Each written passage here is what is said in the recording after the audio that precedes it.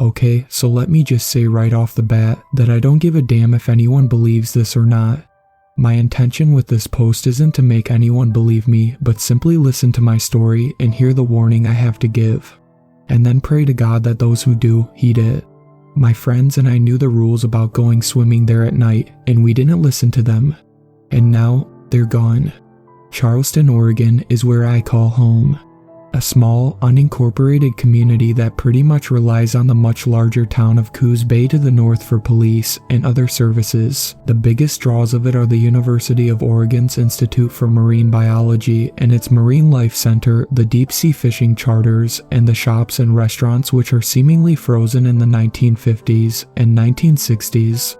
That's where the three of us were. Sitting in the Seabasket restaurant a week and a half ago having lunch when one of my two friends dropped the idea on us. So, either of you got any plans for the weekend? Bobby, the oldest of our trio, asked as he shoved a handful of fries into his mouth. I'd been in the middle of taking a bite of the fried haddock I ordered when he'd spoken, and I took my time chewing, savoring the fish before swallowing and answering, "Not for me. I've got the weekend off from working at the fish plant, and I was thinking about going up to Pony Village Cinema to catch a movie with Nikki. The new Exorcist movie's still in theaters, and Five Nights at Freddy's comes out on Friday." Bobby swung his gaze over to Justin, who took a sip of his soda before brushing the dirty blonde hair out of his eyes. "After work on Friday, nothing. Maybe just do some fishing off the pier for a bit." He cocked his head before speaking again. "Why, you got anything going on?" Bobby shook his head. "No, and that's exactly the point, man. The three of us just do the same shit over and over every single week. We slave away at work, go home, either to our empty homes or," he gestured to me, "our girlfriends, and then spend the weekends doing the same things. Movies, fishing, golf sometimes, when we can afford to go to Bandon Dunes," he sighed. "It's the same routine, week in and week out." As he rubbed his eyes, almost overdramatically, I shared a look with Justin. We both could tell that he was building up to something. The man was not one to complain, and when he did, it was usually a facade to build up to something not quite legal or dangerous. "Great, what's he got planned?" I wondered. It was answered a moment later as our friend looked up. The all-too-obvious fake annoyance had been replaced by a familiar twinkle in his eyes, one that signaled I'd been right on the money. "So," he began, folding his hands together after grabbing another fry, "what I'm suggesting is, for the weekend before Halloween, we do something a bit different. Something we've never done before. Something pretty damn cool." I raised an eyebrow at him, shaking my head slightly and smirking. "And what, pray tell, is that?" He answered not even a millisecond after the last word had fallen from my mouth. "How about going down to Sunset Bay for a little night swim?" Sunset Bay State Park is the one other draw of tourists to our area. People come year-round to park their RVs at the campground, or in the case of the more diehards, pitch an actual tent to stay a week or so. The single road winds up to the cliffs, which look out onto Cape Arago Lighthouse and the seemingly endless Pacific, and there's a public golf course those who can't afford to hit the greens in Bandon can use, and, of course, the bay which gave the park its name, which people congregate to swim in during the summer months. Justin scoffed. "Dude, you are nuts for two reasons. One, it's the tail end of October. I don't know if you remember science class, but the ocean gets cold as hell now, even with the Indian summer we've had. And second, at night. You remember that it's against the park rules to swim after sundown, right?" Bobby grinned at him. "Since when has that ever stopped us from having a little fun? Remember when we opened the lock of the hall building a few years ago to do some late night ghost hunting? Or when we slipped into the theater as teenagers to watch Doom back in 2005? I wanted to argue sneaking in to see an R-rated movie at 15 wasn't as big or dangerous as what he was suggesting, but even still, he did have a point. It wasn't the first time we'd bucked authority for a laugh. Justin still looked apprehensive. But, dude, swimming at night, while admittedly fun in a lake or pool, is a completely different story in the ocean. It's pitch black, and there could be sharks or Humboldt squid that come into the bay. I don't want to meet a pack of those monsters in the ocean at night. He shivered, remembering the YouTube video we'd watched of them. Bobby laughed, shaking his head. When was the last time you remember hearing someone report sharks or freaking squid in the bay? 7, 10, 12 years ago. Trust me, it's safe. Besides, he leaned back in the booth, we are not gonna be in there for long. Just dunk in for 10, 15 minutes and back out again. Just enough time to do something different and fun. I could see the wheels in Justin's head turning. Bobby's words always managed to influence him far more than they did me, and I could see him about to cave. And, sure enough, he threw up his hands a moment later. Okay, sure, why not? He said, before smiling a bit himself. Who the hell knows, maybe it'll actually be fun. Bobby nodded, smiling in victory. I suddenly became aware that the two of them had shifted their gazes onto me. Outside, the dull toot of a fishing boat horn seemed to punctuate the silence that had fallen over the table. Randy, what about you, dude? Few in. Inside my head, I mentally sighed. The last thing I wanted to do was go plunging into the freezing Pacific at night. Having studied to be a marine biologist before dropping out of school years ago, I was more knowledgeable about what lay beneath the surface more than either of these two dingbats. I knew it wasn't the smartest move to pull, and yet, I knew that if I said no, the two of them would likely get pissy and end up going there on their own anyways. And, regardless of whether they drove me crazy sometimes, they were still my friends. Had been since we were kids. If something happens to them, and you're not there, you will never forgive yourself, Randy. You'll beat yourself up for decades. I hated that my thoughts were right. I sighed out loud before asking the question, what day? It turned out that Bobby had the idea to go for the swim on Friday night. While there were some campers in the park currently, it was the slow season, and Friday night, when most people were out enjoying themselves, meant the slimmest chance of being spotted. I didn't tell either of them that it had been the very day I'd planned on going to the cinema with my girlfriend. I could tell from the looks now adorning both their faces that they were dead set on the day. That meant I had to break the news to Nikki that we would have to move our trip to the movies up to Thursday, and, as she is someone who likes to stick to dates, to say that she was a little unhappy with me would be putting a light coat of metaphorical paint on it. Still, I smoothed things out, and the week seemed to fly by in a blur. Long hours working at the fish processing plant kept my hands busy as my mind became preoccupied by our upcoming little excursion. Going on the movie date Thursday night seemed to help push it away, but as I lay beside Nikki that night, her platinum blonde hair falling into my face as she snuggled up to me, I stared up at the ceiling, unable to sleep as the same thought repeated. What am I getting myself into? For the rest of my life, I will wish that I'd talked them out of going. Before I knew it, Friday had passed, and the sun began to set in the sky, the blinding white changing to dark hues of red and orange. Getting into my truck, a black Chevy K10 from the early 1970s, I drove down to the fishing docks, where Bobby had said we would meet. Parking the truck where I could look out into the bay while I waited, I turned the engine off and reclined back into the bench seat. The loud cries of seagulls overhead filtered into the cab from the half-open window, along with the chugging engines of the last boats coming in from the open sea. I glanced at my watch, 6:23. I sighed. Where are they? Bobby said just before sunset they'd get here. Almost as if answering my thoughts, I saw the headlights of Bobby's Pontiac Bonneville snake into the parking lot. They parked next to me, getting out and sliding into the cab of my truck. The three of us had decided it'd be better to go in a single vehicle so as not to attract attention. Bobby leaned around Justin to shoot me a grin. Well, man, let's go. The drive took less than 15 minutes to make. After a long, snaking two-lane road which went past some of the wealthy residents of town's homes, we slid past a large wooden sign which bid us welcome to Sunset Bay State Park. I kept my foot light on the gas. The old Chevy 350s made a lot of noise when you pushed too hard on the accelerator, and the last thing I wanted was for anyone camping nearby to hear us coming. There's the parking lot, Justin said, pointing. I killed the lights and coasted into it, pulling the truck into a parking space hit a bit by trees. I shut the engine off, and a moment later, the void of silence which had been filled by the rumble of the engine was filled by another sound. The thunder of the waves crashing into the rocks. For about 15 or 20 minutes, we simply sat quietly, making sure no one came down to the beach from their tents or RVs. Then I heard movement from my right, In the darkness of the cab, I couldn't see Bobby's face, but I could tell he was grinning like an idiot by the sound of his voice. "Well, we're here, gentlemen. Let's do it," he said before the sound of the door handle being pulled came. The whipping wind filled the cab, and I felt Justin scoot across the seat and hop out after him. Taking a second to pull the keys from the ignition, I hid them in the truck's sun visor before grabbing 3 towels I'd stuffed under the seat and hopping out myself. The roar of the wind became even louder, along with the rumble of the crashing waves. I couldn't see much in the dark, but I knew the basic layout of the place. Sunset Bay is set in a sort of U shape, the mouth leading straight out into the open ocean. After filtering around some rocks sticking out of the water, a light suddenly blinded me, and I raised my free hand to protect my eyes. The light lowered, and I now could plainly see the excitement on my 2 friends' faces. Justin motioned to me. "Dude, sweet.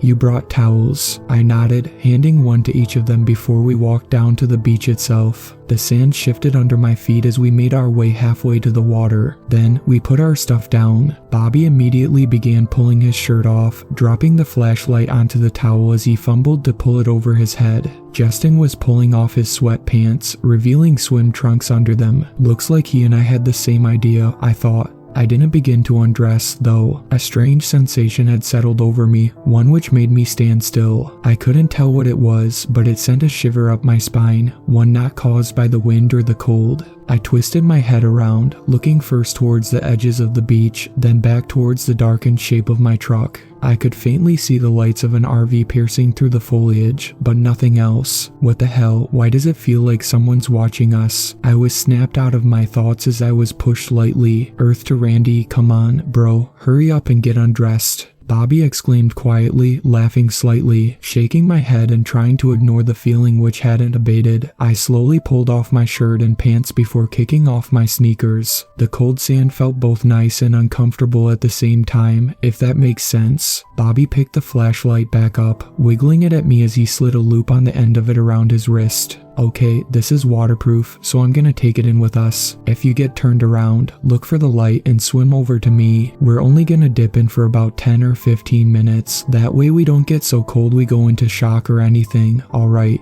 The last sentence he'd directed at Justin, no doubt in return for his concerns he'd rightly had last week. Justin nodded, now seeming to not care about such thoughts being so wrapped up in the excitement. Bobby grinned, and I couldn't help but smile a bit myself. The enthusiasm the two were giving off was proving a bit infectious as my worries drifted away a bit. "Alright, we run for the water on the count of 3, K?" he asked before holding up a fist. The 2 of us nodded. He raised a finger. 1, a second. 2, a third. 3, last one and is a little bitch. As soon as the words had left his mouth, he turned and began sprinting across the beach, the light bouncing around in all directions. Instantly, Justin and I began sprinting after him. The sand slowed our pursuit, and I heard the splashing of the water about 10 feet in front of us. "Holy shit, it's cold." I heard him yell out before a bigger splash came. Justin pulled slightly ahead of me. I was close enough I could see the lapping water against the sand. A moment later, I was splashing into it myself. I suppressed a cry. The water was absolutely freezing against my bare skin. Still, I forced myself to keep dashing in as the water rose higher up my legs. When it reached my knees, I flung myself forwards into the dark water. The shock of the frigid water enveloping me was strong enough that I had to shove down another cry, this one which would have been muffled underwater. Fighting my way to the surface as I felt a swell pass over me, my head broke the water and I sputtered out,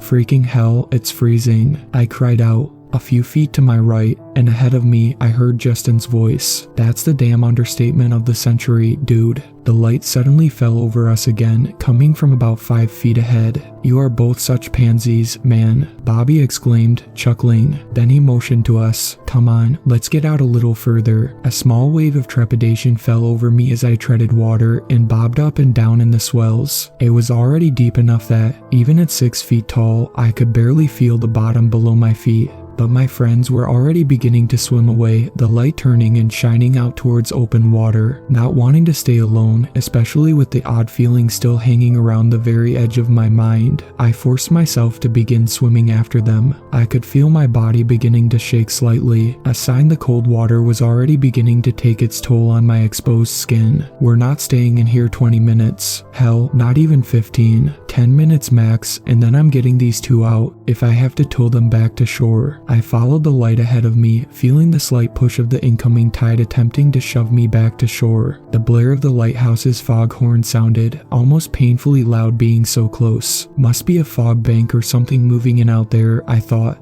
I could hear Bobby and Justin laughing, heard the splash of water as one of them must have smacked the water to splash the other. I couldn't help but laugh softly. As concerned as I was, in a way, it almost felt like we were kids or teenagers again, not men in their late 20s to mid-30s. Time seemed to have reversed. Maybe Bobby was right. Maybe we did need this. Finally, I caught up with them, and we treaded water in a loose circle. Dude, this is actually sick as hell, Justin said, smiling as he slicked his hair back. Bobby wiped the seawater out of his eyes with one hand before sharing a high five with him. After a few minutes grinning at each other, I spoke. So now what? We can only stay in here a bit longer before we get too cold to swim. What are we gonna do in the next few minutes? I will forever wish that I hadn't opened my mouth. I saw the sly smile cross Bobby's face, the one that signaled he'd thought of something. Crap. He turned and pointed behind him. How about a race? First one to swim out to parallel the first of the rock fingers wins, then we head back in. I should have known he'd do this. The rock fingers were a formation of 3 or 4 rocks that led out from the shore into the waves and beneath the surface. I let out an astonished gasp. Dude, that's almost to the mouth of the bay. Are you freaking nuts? The sly smile grew. What? Afraid I'll finally beat you at swimming? Afraid you're too out of shape? Instantly, I felt my cheeks flush. Bobby knew I was competitive when it came to swimming, having been on the team in school. If I hadn't dropped out, I probably could have gotten a full ride to college on a scholarship from it. Oh, you just earned yourself a damn ass kicking from that remark, man, I said, moving to tread water next to him. After I kick your ass to the rock fingers and back, the smile morphed into a grin, and I heard Justin laugh beside me. Oh shit, you've been called out, dude. Bobby motioned. On 3, then. I nodded. The 3 of us lined up next to each other, the swells lifting and dropping us. As I waited for Bobby to count down, the feeling of being watched I'd had earlier suddenly returned in spades. The shiver that cascaded down my spine was from far more than the chill of the water, and I twisted around. The shore, now looking quite far away from us, still looked empty in the gloom, as did the cliffs to either side. I cast my eyes down into the water, but it was too dark to see anything below the surface. I shook my head. Calm down, dude. There's nothing out here. You're just scaring yourself. I suddenly realized Bobby had been counting down as I'd been looking. Go. He suddenly yelled out, louder than I liked. His voice echoed off the cliffs, and he went into the water, coming up in a breaststroke. Justin plunged after him. For half a second, I faltered, then, realizing I still had to beat him for talking smack about me, I powered into the waves, all my muscle memory from being on the swim team returning to me. I came to the surface, moving into a front crawl and sliced through the water. The adrenaline seemed to warm me slightly, and by the flash of the light ahead, I was rapidly pulling even with Bobby. That was when I felt something brush against my right leg. It was quick, only for a nanosecond, but the feeling was enough to get me to pause mid-stroke. After swimming in the ocean for my entire life, I'd had seaweed and other detritus brush against me in the water, and I knew what the feeling of them against my skin was. This was nothing like that.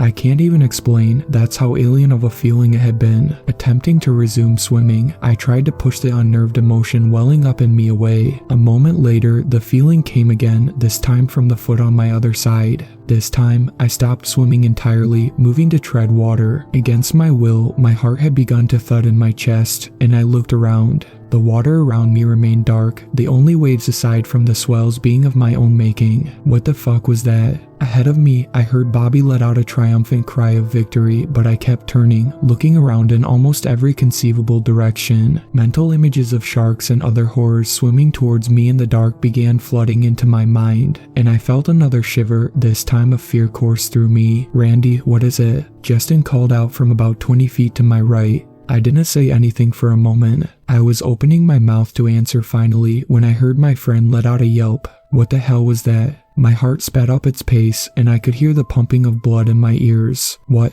man? I called out, not caring about being quiet anymore. Dude, something just brushed against my thigh. Something weird, slimy and rough. The biggest shiver yet passed through me. Justin's almost 23 feet away from me. I felt that brush not even a second ago. How fast is whatever we felt? Suddenly, the laughing, sarcastic call of Bobby came from behind us. What? Did you stop and let me win because a dumb seal or something brushed against you? Are you two really that scared? I heard the splash of water from behind us. Oh, help me. A seal's coming to get me. He cried out in a mocking tone. Bobby, shut the fuck up, dude. There's something in the bay with us. I heard him let out another mocking laugh and smack the water some more. Oh no, a sea monster is coming for us. Oh, help me, help me. He laughed, but there was absolutely nothing funny about this situation anymore. We were hundreds of feet from the beach in dark water with some kind of animal. Whether it was a shark or some other kind of predator, I didn't know, but this wasn't something to take chances on. We need to get back to shore. Now, guys, let's move back towards the beach. Nice and calmly, I called out, forcing myself not to panic. There's something here, and we can't take the chance. Yeah, sounds like a plan to me, I heard Justin say quietly, but Bobby, being Bobby, wasn't quitting. The light smacked both of us in the face, and he laughed more. You two are fucking girls. I was joking before, but fucking hell. I heard him begin smacking the water hard.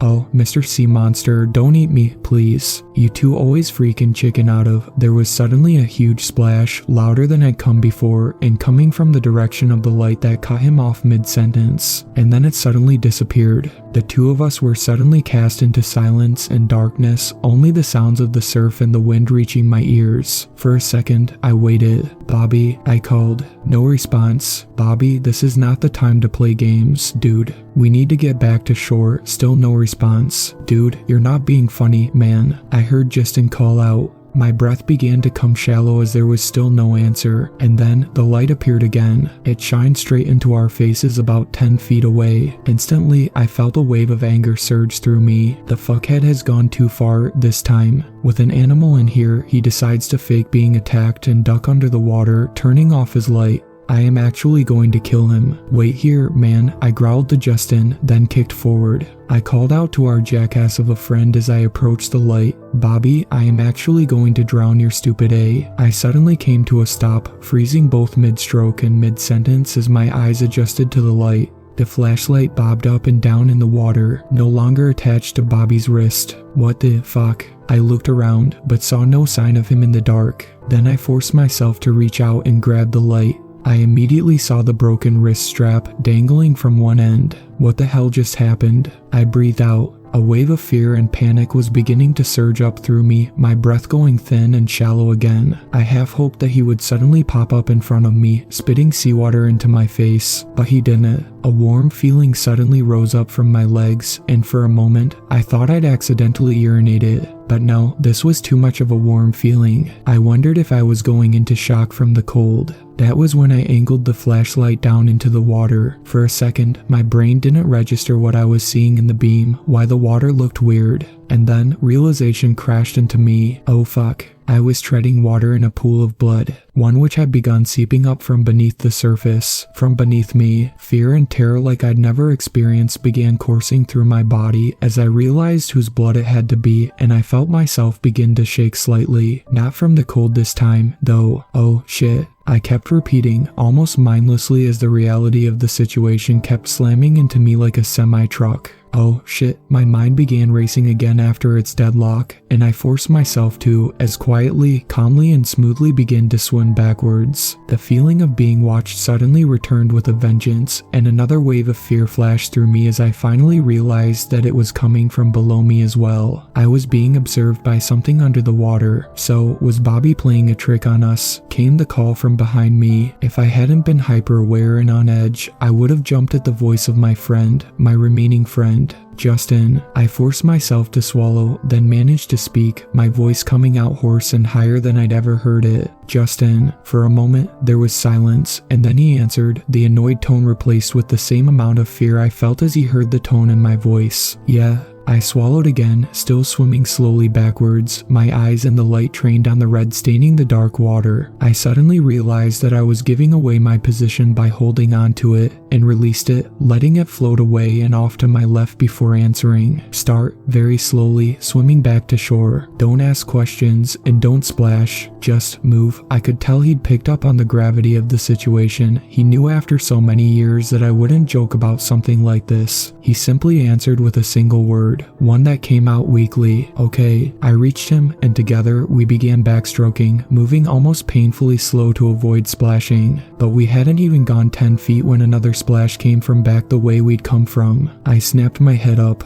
My eyes widened as I saw the flashlight had disappeared again. Oh God. I kept moving, hearing my friend do the same. That's when something smacked into my back. I hardly could contain the scream welling up inside of me, and even more so when the blinding glare of the flashlight popped to the surface beside me, aimed right in my face. I froze, mid-stroke again, as the realization hit me. It's toying with us, whatever this thing is, and it's not a normal sea creature, it's toying with us, and it's right below us. The light swung in the swells, reflecting off Justin's face. The same look of horror plastered his face as he realized the same thing. That's when the brush came again, this time on my back.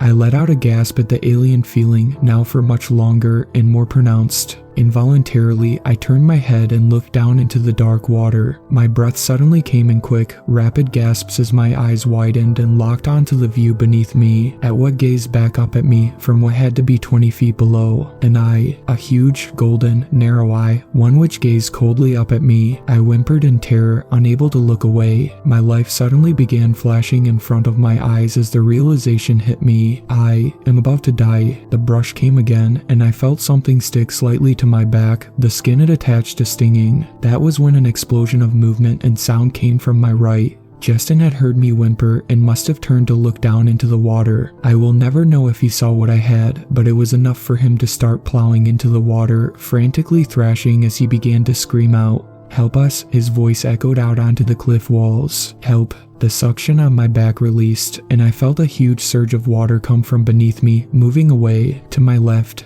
Oh God, no. Justin, stop. I screamed, realizing with horror what had happened, what was about to happen, but it was already too late. I heard him begin to cry out again. A sudden splash cut him off, and I swore I heard the start of a scream take its place. Then, silence, one which held the worst connotations to it. I began to cry as I realized that he'd been yanked below the surface. I was alone. I'm honestly not even sure how I made it back to shore alive. Maybe whatever that creature was too busy. I can't bring myself to say it. Maybe it was too full. I'll never know. But the next thing I remember, I was staggering onto the beach. My body shook, both from the cold and from fear. For a few moments, I simply stared back out at the water. I could almost swear I could see that horrific eye glaring at me from the depths. But it was probably my imagination. All I know is I dashed for my truck, snatching up my clothes. I'm ashamed to say I never called the cops. After all, what could I tell them? That a sea monster attacked and ate my friends? I'd be called insane. Or worse, thanks to the reputation of people on drugs around here, I'd be looked at for their deaths myself. It's not been enough time for them to be declared missing, but I know they will be soon, by their friends and family. I don't know what I'll say if they come to ask me if I know anything. Every single night since then, I've had nothing but nightmares. Nightmares that have woken me up, screaming my head off, Nikki shaking me with a terrified look on her face. Nightmares of being back in Sunset Bay at night, alone. Of swimming far out away from the beach. Of feeling it brush against me again, but this time not letting go, and being dragged down to be devoured like Bobby and Justin were. They've gotten worse since she took me to the Marine Life Center this past Wednesday, when I looked into the tank containing the creatures, and saw the golden eye staring coldly up at me. Like I said at the start, I don't give a damn if you believe me or not. I truly don't. But I need to warn you, and please, please listen to me. Don't ignore it. If you ever end up on the Oregon coast, and you find yourself down near Charleston, or even staying at the campgrounds nearby, whatever you do, do not go swimming in Sunset Bay after the sun goes down, because something calls the bay home at night. Something giant, something horrifying, something hungry, something that is looking for its next meal. Thank you to my super fans, Sweet Black Swan, Tacy, and Brooklyn. I really appreciate you guys supporting my channel, and I look forward to making more content for everyone.